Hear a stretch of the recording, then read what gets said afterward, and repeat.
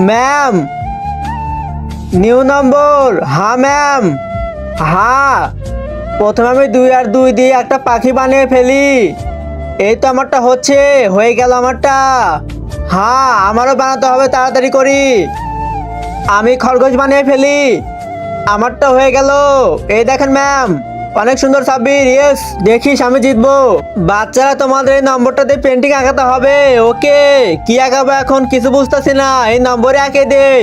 আর এটা দিয়ে তো কিছু হবে না, কি করি? হ্যাঁ, আমার কিছু করতে হবে, আইডিয়া। আমি এই নম্বর দিয়ে একটা ডগ বানাই।